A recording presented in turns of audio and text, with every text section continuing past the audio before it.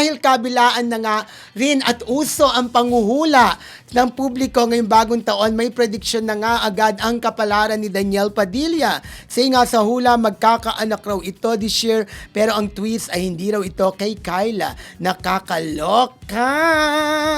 Pero kayo ba naniniwala sa hula? Doon muna ako eh. Ako hindi. Kasi ako hindi talaga ako Nagkakataon Oo. lang. Kung merong nagkatotoo, siguro nagkataon Nagkakataon lang. lang. Ganon. Oo, Diba? kasi ako naniniwala ako na if it is bound to happen, it will Yes, happen. ganon. Na parang pag itinakda ng Panginoon na mangyari. Mangyayari. Mangyayari talaga. Ako nga, eto. Kasi ikaw, ang alam ko sa ating tatlo, siya yung madalas magpahula. Magpahula? Nagpapahula ka? Hindi ako nagpapangula. Hindi, di ba Nawalan ka pag ng nawalan ka ng pera at toilet? Hindi ko Hindi pinahulaan. ako pinahulaan. Hindi, Pero pero naniniwala ka ba? hindi ako Yun eh. naniniwala. Oo. Pero nung during my kabataan, parang Oo. naniniwala ako na parang naalala ko kasi nagpahula ako sa Quiapo. Diyan ang usong-usong hulaan eh. Yes. Yung Mga nagpapasa nakaupo ng parang sila. nakaupo, Oo. di ba? Oo. Nung nag-aaral tayo ng college kasi dumadaan ako. Ang sarap ng lugaw dyan sa Quiapo. Kung naabutan nyo yun sa sidewalk, kain ka ng lugaw, hula.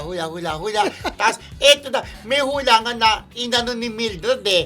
Medyo sinupla yung kasama natin sa press. Sabi niya, ay, eto angel po daw yung manghula. Inabangan ko yung date na yun, nababagsak daw yung pal. Di ba, Dred?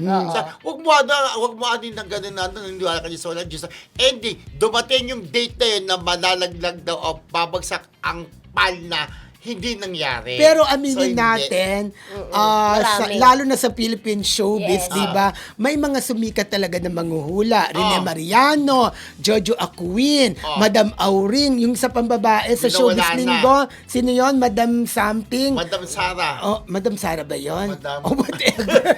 Di ba? Oh. Ako siguro nagkakataon lang na yung hula nila kung nagkatotoo ay nagkataon lang.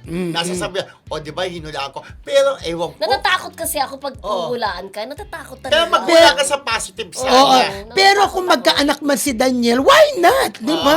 Yung nga, balik tayo kay Daniel Padilla, ang sabi nga daw ng hula, magkakaanak siya, pero hindi binanggit na kung kay Kyla yun. Pero sinasabi daw na magkakatuluyan sila ni Kyla. Pero kapag ka nagkatuluyan sila ni Kyla, may anak na si Daniel bago pa man ikasal. So, kung hindi kay Kyla, Ako, bagay sa detalyado yung ibang mga babae, hula, tingnan natin na. Oo. Pero, ano ba yun? Pero, nagkataon lang siguro kasi may nakusap ako na isang kasama natin sa press na sabi daw niya, yung nangyari daw sa isang artista ay nahulaan noong manghuhula. Yung psychic niya, hindi niya lang binalita. Oo. Okay. Ang mga hula naman, pwede magkatotoo, pwedeng hindi. Correct. Tsaka pwedeng maging guide din para Okay, halimbawa, umiwas sa kulay. Lalo na kung Mag-ingat, kulay-kulang diba? kotse. O huwag ka nang sasakyan Kung lalo ng na kung kulang negative, kotse. di ba? Oo. At saka Pero- magdasal. Pero ito, anong masesenyo na may hula kay Kim na magkakaroon ka ng trust issues na nangyari? Nagkataon lang. Nagkataon lang yun. Diba? Kaya lang si Kim na ikaw mag-ingat ka, may manloloko sa yung na Oo, gano'n, yung diba? dati. Yung dati. Oo, yung Tungkol sa Chinese, kasi oo. kinokonik-konik diba? Pero nagkataon lang siguro na nangyari. Parang Yes. nagpo-fungso yata sila noon. Yun Parang nga. Chinese Kasama ano pa eh. niya si Ate Oo, Lakam niya oo. Diba that time? Okay.